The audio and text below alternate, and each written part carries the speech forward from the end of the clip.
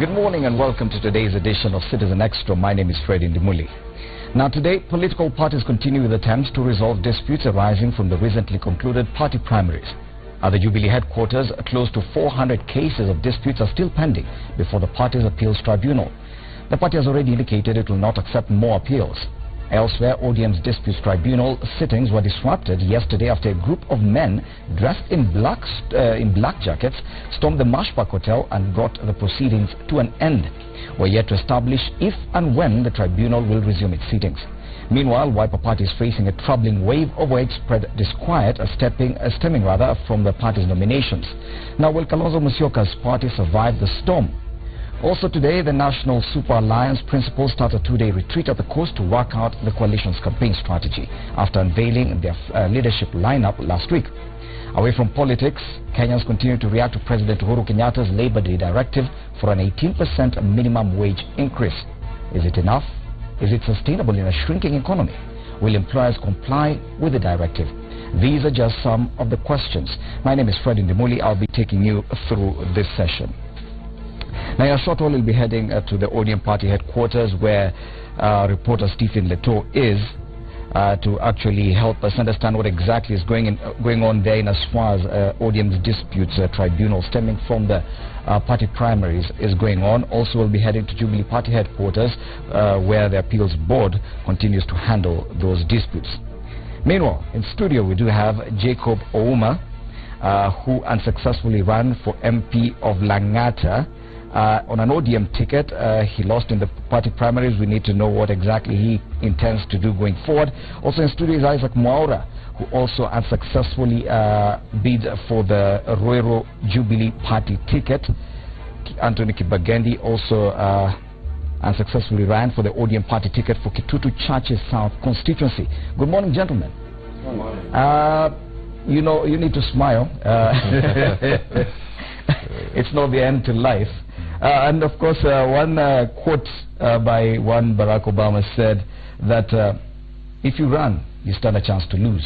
But if you don't run, then you will never lose. Let's talk about loss. Immediately after the party primaries, and we've seen so many different people come out and say, I never lost. I was rigged out. Is that the feeling that you all have, all three of you? Jacob? Actually, in Langata, I call it a circus because you lose in a race that has rules, but when the rules are bungled out, then you have no race at all. For example, in Langata, you find like there was no register. I went to vote. I didn't find my name in the register myself. Now, in a position that I can't vote for myself yet, I vied in Langata.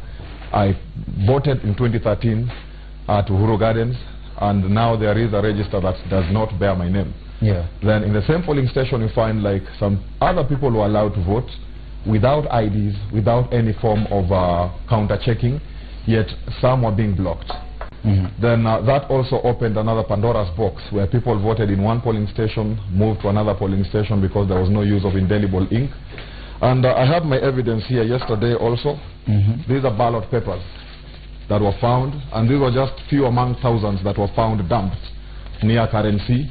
I have reported a statement with the IEBC, and if you look at them, you will find that there is so much to prove that this election was not credible. So right now, I'm not talking about, I'm not challenging any candidate. I am challenging the whole process, because if you have no credible process, then you don't even have the right to, or even the grounds to speak about results. So you're categorical, you did not lose fairly? I did not lose fairly, neither did anyone win fairly. Okay. Yes. Isaac, of course, this is ODM. Jubilee has been praised for carrying out at least a relatively more sane process. Are you confident, or are you comfortable with the fact that you did not come out victorious in that, or would you say, like the rest of this gentlemen, that they did not lose fairly? First and foremost, I think I want to really thank the people of Ruiru constituency for coming out in numbers to vote for their preferred candidates, and I got my votes in a very free and fair process. Very free and very fair. And I'm very satisfied with the outcome. In fact, Fred, you know, when you are in an election where you don't know how many votes you got, whether they were fair or unfair, you are just there in limbo after putting a lot of energy. It's very devastating, and I think I really want to commend the Jubilee Party.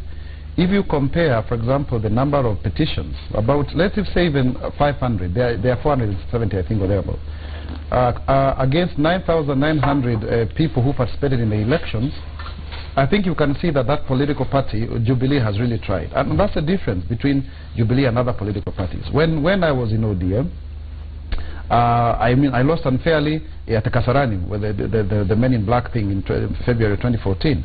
And those are the kind of scenarios that we are seeing. In fact, some of the people that are complaining bitterly out there are not genuine, because in many places, elections within the Jubilee Party were free and fair. In fact, and indeed, apart from some cases we are hearing in Nairobi and around Laikipia, largely the other places, people have lost with huge margins, yet they may want to start blaming, oh, the deputy president, or there was a hand. There was no ballot stuffing. So in as far as your case is concerned, you say you lost fairly? I lost fairly, and I accepted. In fact, I was the first in the whole country to write a concession speech, and I congratulated the winner. Indeed, we may have had a tiff where I was injured, which was really uncalled for, very provoking. But by the end of the day, that is not what made somebody to win or lose. The truth of the matter is the people decided in a free and fair process. And let me say this, Fred. In a situation where you have people can come and vote, whether people are given money or they were voting once or twice, it was free. If you also needed to do that, then you should have done it. If you didn't do it, then you cannot complain. Yes. But when it comes to the voting and tallying and the counting, you couldn't still, in a hall where you have a bunch of 20, 30 agents from different parties, and for different parties in terms of the candidates, and then you can't. It was free and fair and transparent. And that, for me, I must really commend the Jubilee Party. I must commend Raphael Tuju. I saw yesterday him being bashed by one minor commander. He did his best. And also, most importantly, the deputy president, because after the Friday elections were bungled, and they collapsed actually across the country, by the time we were doing it on Monday, Tuesday, things were quite different. Things were much better. Yeah. Yes, but Anthony Kibagendi also lost in an ODM race, and most people who've tried and lost, especially those seeking ODM tickets, most of them have complained bitterly and continue to complain, and those are some of the disputes that the party is still looking at. Are you one of those who is still bitter about the loss? To say the truth, in Kitutu, Chache South and Kisii County in general, we did not have nominations. We had appointments. When a party decides to give a free hand to a sitting governor who has his preferred candidates, who are known even before we went to the nominations, you realize he will definitely swing the nominations to go the way he wants. What happened in Kitutu Chache South? I was running against a candidate I have beaten before by a very good margin in 2013. And what I know about in political science, there is the growth path and the survival path. This is a candidate who was on the survival path while I was on the growth path.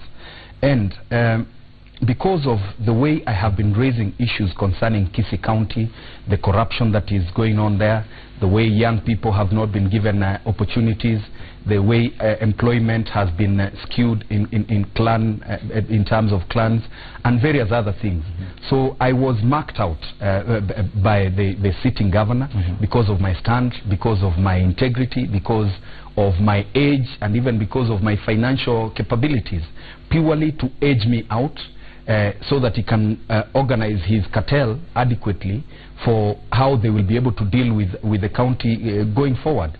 In Kitutu Chache South, for example, unlike what Joby has, for us we managed to gather videos of stuffed ballot papers. You get 5 ballot papers that are held, that were stuffed together, 2, 3 ballot papers stuffed together. That was one.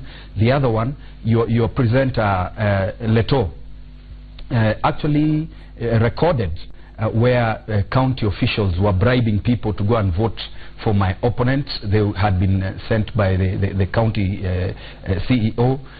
Leto also can tell you that a bulk of people who were born after 1994 were not allowed to vote. And then on the other side, in my strongholds, what they did, they plucked off some leaves from the voter register. Like now what Joby is saying, he went there and he could not be able to vote. Yes. That is a rigging scheme where they pluck off some pages in your strong areas to ensure when your people turn up, they are turned away and told your name is not in the register. The other thing, the party made it clear that we are going to use the party register. In the whole of Kisii County, Anthony Kibagendi is the one who registered the highest number of members in ODM. I registered 12,000 members in Kitutu Chache South, and we knew we are going to use the party register. Now, when they realized that one disadvantages the people they had organized, the lineup they had, they quickly switched to the IEBC register and ensured they use the 2013 register that already did not have a bulk of our youth. Because the excitement we created around voter registration and the excitement we've created amongst our people about the party that we have been building, that I feel has let me down as an individual and as a generation. Young people did not actually vote. The other way they used to rig is, in Kitutu Chache South, we have two areas where we have the urban part that touches Kisii town and the rural part. Now, in the urban part, we have the working community, and the nominations were on a day that we had the biggest market day. What happened is they ensured they delay the voting up to about midday so that people can go to work, people can go to the market, and then close the stations at 6. When now people again had left work, had left the market to come and actually vote. So I truly do not appreciate what happened to me and even various other young people who are running across the country.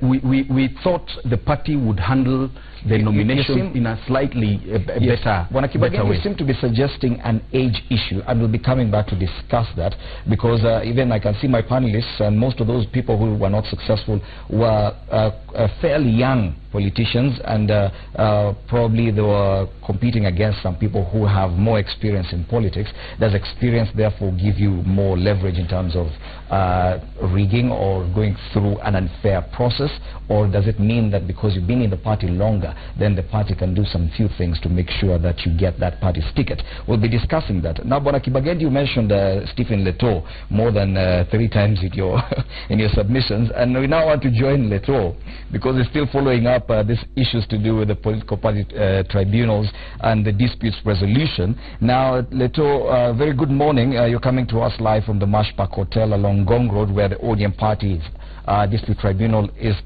I don't know if they're continuing with their sittings today, because yesterday that session was disrupted. What is happening today, Leto?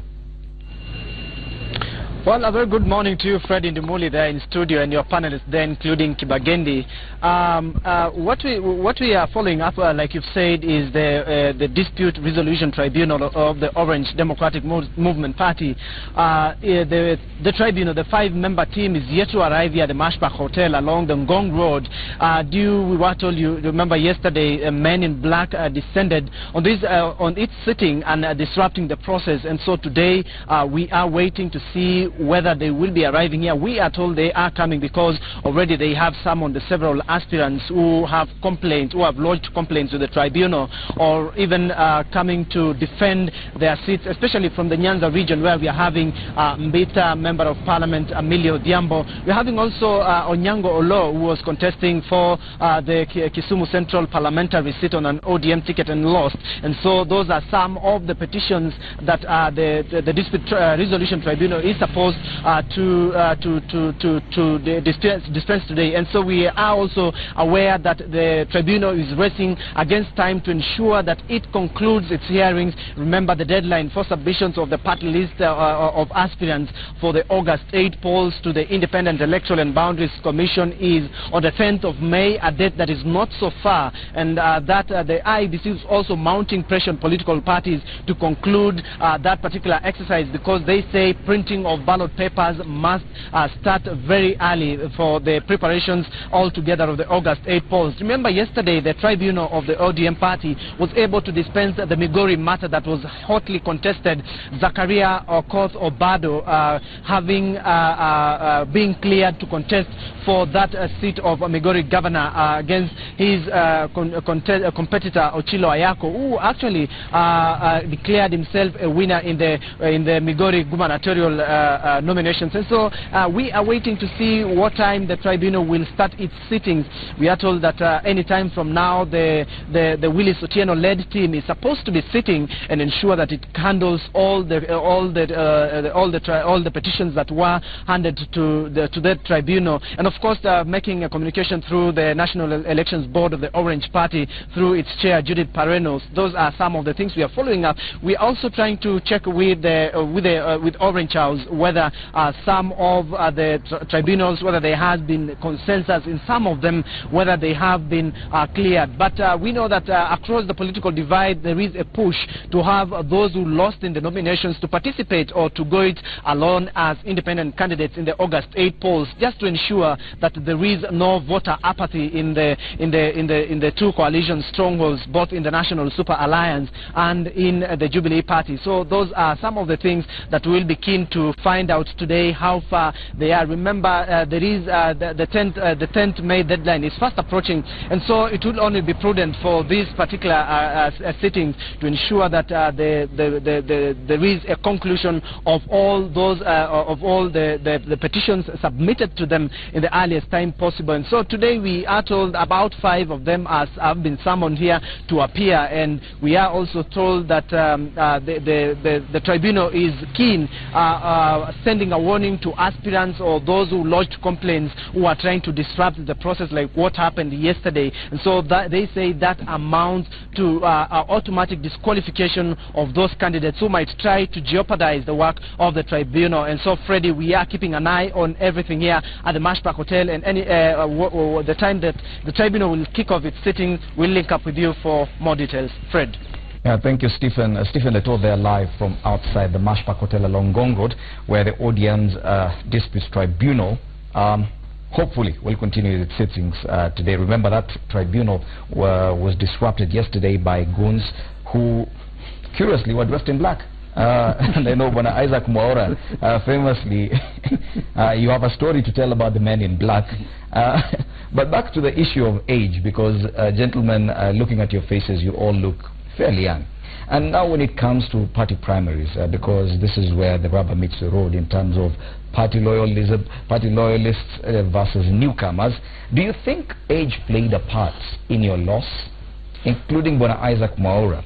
I know Jubilee Party, you agree, you ran, you went through a process that was fair and you lost fairly, but do you think age played a part in anything? Yes, please. I think I would not say that, Fred, without fear or doubt, that the odds were against young people. I, as a youth, were running under the banner Kijana Mtetezi.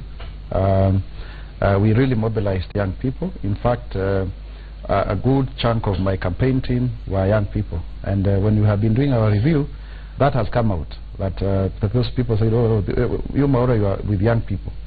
The other factor is obviously because the people who were registered as voters, about 49,000 people could not vote in Ruiru because they were not in the register. A majority, of course, are young people. So that in itself, of course, made us, we cannot say that all of them would have voted for me, but I would to certainly believe that they would have voted for their fellow young person. And in that race, I was the only one who was under 35. The other issue also, of course, is because my competitors were on the ground for nearly 10 years, both of them. And I had only decided to run from February last year and moved from ODM to Jubilee in August last year. So you can see, and actually formally September. So that in itself, in terms of experience, they had run for elections before. The winner actually had lost in the last election. So such factors, of course, were at play. But also having said that, there is also the question, and also the issues of resources, resources, because young people don't have a lot of money. You would be surprised to learn, Fred, that actually I used a lot of money. I don't think I used less than 29 million shillings. 29 million shillings. And we'll be looking at that, because 29 million shillings is not it's not little money for a young person. I used not less than 29 million shillings. Yes. And also, and I'm sure my competitors may have used more than that. Then there's also the fact that there are quite a number of young people who have also emerged from the Jubilee primaries. I really must commend our party. People like Dede Inyoro, my very good friend and my political student actually, who is now the member for Kiharu elect on Jubilee ticket. People like the first Mokorino in Parliament, if he goes through Bushangi from Runyenjes. There are people who will go, and the other guy, Tetemesha from Molo, guys who have been together in campus. Yes. But then when you look at ODM, and I must say this because it's my former political party, ODM has systematically ignored young people. People like Kibageni, my friend here, people like Edwin Sifuna, people like Jobi, who won last election in 2013 and has been successfully rigged out. There are some cosmetic applications of people like Babu Owino and Akina Steve Bogo. But those credible, intelligent, suave, independent-minded individuals must not be given opportunity to lead, because if they do so, they challenge the status quo. And this is how it happens, Fred. While you have the old guard, people in their 60s and 70s, there are these people who want to run away with the title of young people, Akina Joho, the 50s and 40s.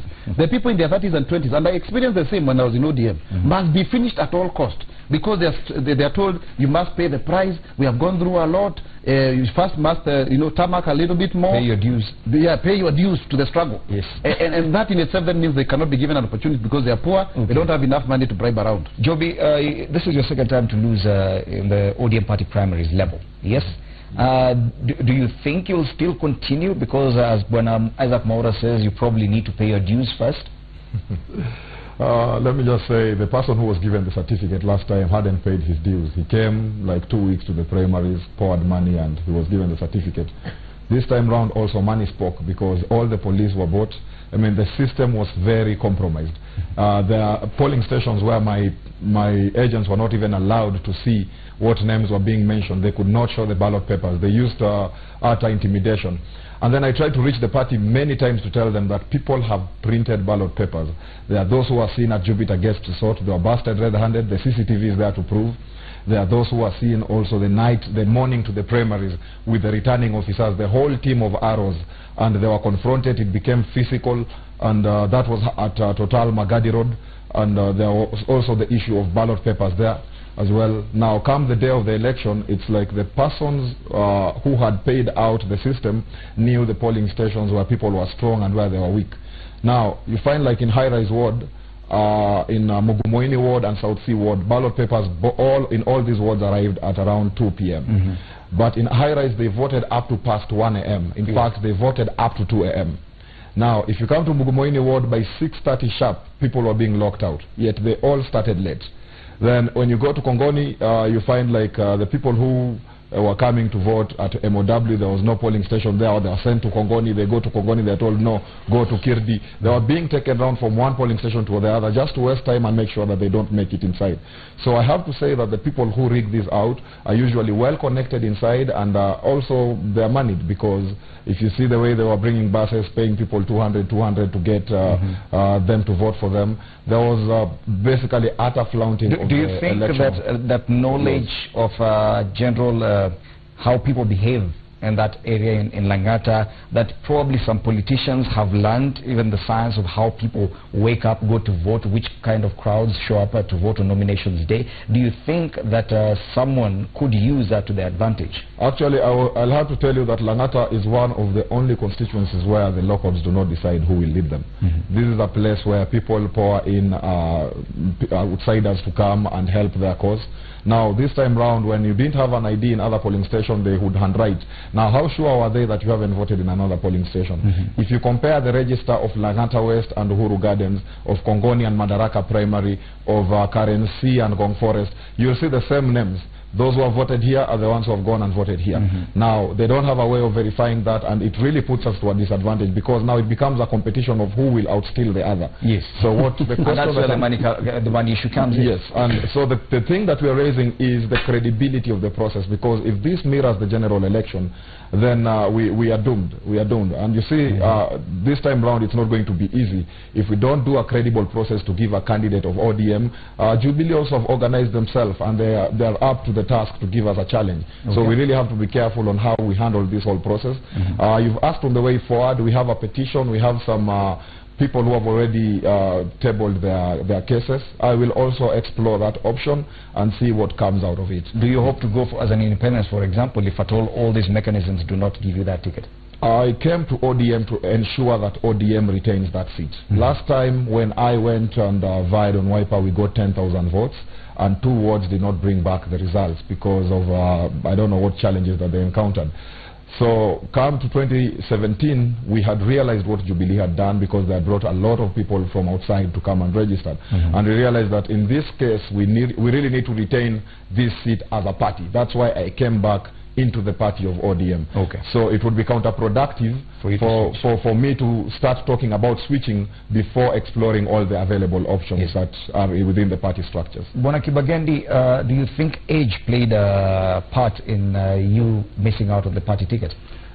First, age played out in that the bulk of our voters in Kitutu Chache South, we have about 50,000 registered voters. 36,000 of these registered voters are people who are below the age of 35, and 24,000 are people who are below the age, who were born after 1992. So you realize these would have given me an advantage if they would have allowed them to vote. On the other side, age can be disadvantageous in that because of lack of what I can call experience on what you asked Joby, on the experience on how people behave when they're coming to vote during nominations, because I tried to play fair. For us, I was not trying to outsteal my opponent, because I knew the process would be free and fair, and I knew it would be a landslide win. My case was a match fixing whereby Barcelona lost to Gor Mahia, you know, which in essence demonstrates that there were a lot of external interferences. What Joby is saying, like what happened in his constituency, in our area, there is one specific polling station that people didn't vote at all, called Keore polling station.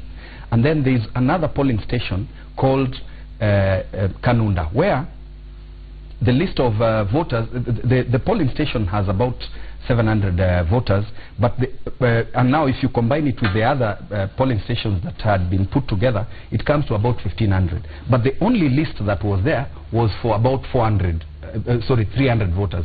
So the total number of people who voted on that day were below 100, 87 people only. If you go to Darajambili, the biggest polling station in the constituency, that again we condensed the polling stations for people to vote in one polling station. That polling station had 10,000 registered voters, but what happened is during the during the nominations, we only had 500 people voting. So that should be able to tell you there was a lot of interference. Yet there are polling stations like Ongicha polling station that has about 1,000 registered voters, and we had about 700 voting during the nominations.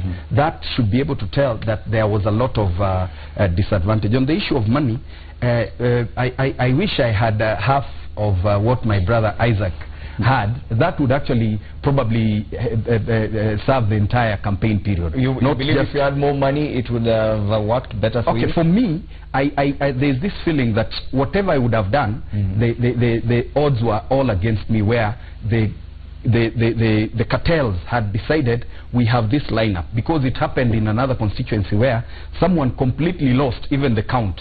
But they went ahead and gave it to someone that they wanted. And that is what I'm saying. Money, of course, plays part, but for us, it is about creativity. The little money we have, we outdo them on issues to do with creativity, and that is why, despite every effort that they made, despite every unfortunate underhand dealings that they did not actually win by a landslide. A constituency of about 50,000 people, we only had 5,000 people turning up for nominations, yet in other smaller constituencies in Kisii, we had a bigger turnout coming out to vote. Let's now take a break. When we return here on Citizen Extra, of course, we'll continue with this same panel, and we'll be talking about the pain of loss. When Isaac Mora says he spent 29 million shillings and did not still clinch the Jubilee Party ticket. How do you survive from that? That when we return.